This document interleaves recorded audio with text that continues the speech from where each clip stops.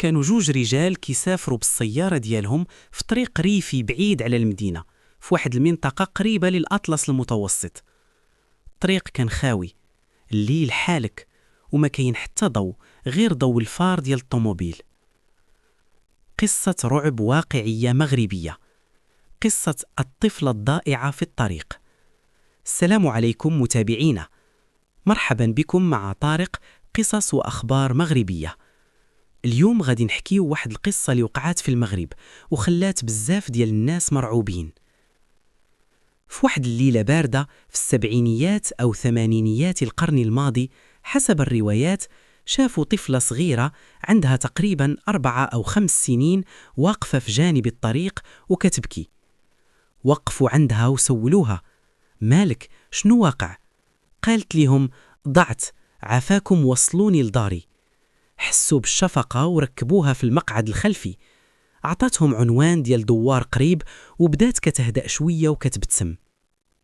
بداو غادين في طريق والطفلة ساكتة، كل مرة كتقول: قريب نوصلوا، شكرا بزاف.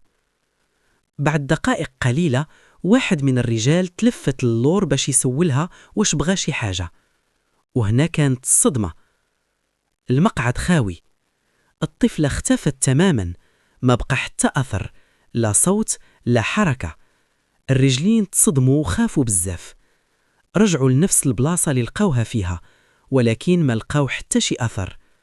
وبداو كيحسوا بإحساس غريب، بحال شي حد كيتنفس معاهم في السيارة. واحد منهم بدا كيقرأ آيات من القرآن، والآخر زاد في السرعة باش يخرج من داك الطريق. منين وصلوا للمدينة وحكاوا القصة، قالوا ليهم الناس باللي داك الطريق معروف باسم طريق الجن، أو بلاصة الطفلة اللي كتضيع الناس. بزاف ديال السواقين قالوا أنهم شافوا نفس الطفلة، وكل مرة كتختفي فجأة. بعض الروايات كتقول أنها جنية كتقمص شكل طفلة باش تجذب الناس وتخوفهم. والفقهاء نصحوا الناس يقراوا المعوذات قبل السفر في الليل، خصوصا في الطرق الخالية. القصة بقات كتعاود عبر السنين، وكل منطقة عندها نسخة مشابهة منها.